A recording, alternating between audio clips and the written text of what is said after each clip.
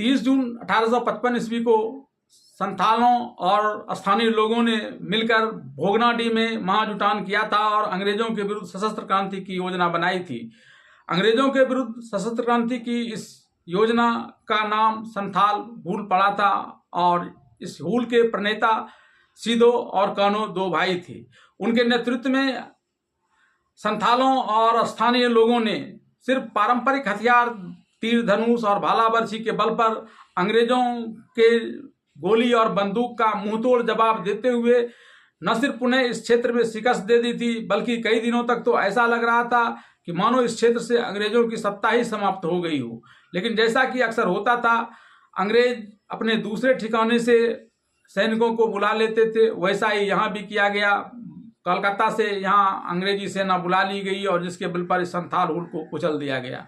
अंग्रेजों ने हूल के नायक भाइयों सिद्धू कानू को फांसी की सज़ा दी थी, जबकि चांद भैरव के बारे में कहा जाता है कि उन्हें काला पानी की सज़ा दी गई थी।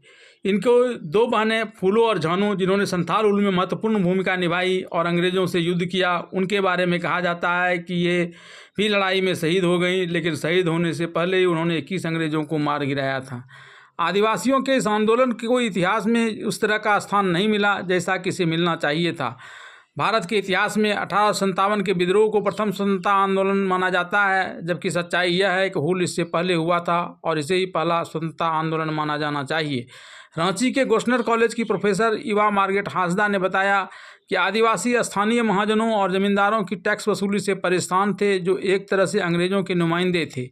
आदिवासी इस बात की शिकायत करने कोलकाता के लाट साहब के पास जाना चाहते थे। जब उन्हें सिउड़ी के पास बीच में रोका गया तो इनका गुस्सा भड़क गया और यह आंदोलन हिंसक हो गया। इस आंदोलनकारियों ने सरकारी संपत्तियों का नुकसान पहुंचाया, अंग्रेज दरोगा और अन्य अंग्रेजी मुलाजिमों को भी मौत के घाट उतार दिया था। अंग्रेजों ने इस युद्ध में मार्शल लॉ लागू किया और आदिवासियों और उस आंदोलन में भाग रहे अन्य लोगों को एक तरह से नरसंहार कर दिया गया। इस आंदोलन में 60,000 से अधिक आदिवासी और स्थानीय कामगार भी शामिल हुए थे जो आदिवासी नहीं थे। हूल में हजारों महिला और बच्चे भी शामिल हुए थे। यह अपने तरह का पहला जन आक्रोश था जिससे अंग्रेजी शासक बौखला गए थे और इस बात का जिक्र उन्होंने अपने दस्तावेजों में भी किया है।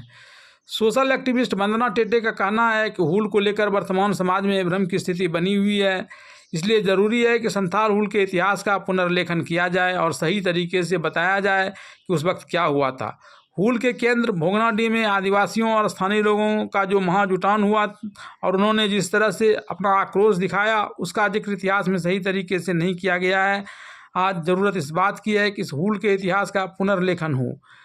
रविवार को मन की बात कार्यक्रम में प्रधानमंत्री ने भी इस संथाल हूल आंदोलन के बारे में कहा कि आज 30 जून बहुत ही महत्वपूर्ण है। हमारे आदिवासी भाई बहन इस दिन को हूल दिवस के रूप में मनाते हैं।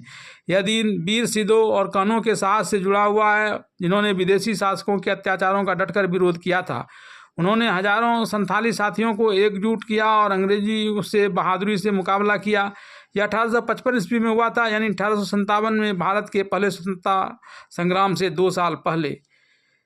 इस हूल का परिणाम यह हुआ कि संथाल परगना क्षेत्र में अंग्रेजों ने संथाल परगना काश्तकारी अधिनियम यानी SPT एक्ट लागू कर दिया। अंग्रेजों ने इसे आदिवासियों के लिए लाभप्रद बताते हुए कहा कि इस एक्ट से इस क्षेत्र के लोगों को यह लाभ मिलेगा कि उनकी ज़मीन बिकने से बच जाएगी।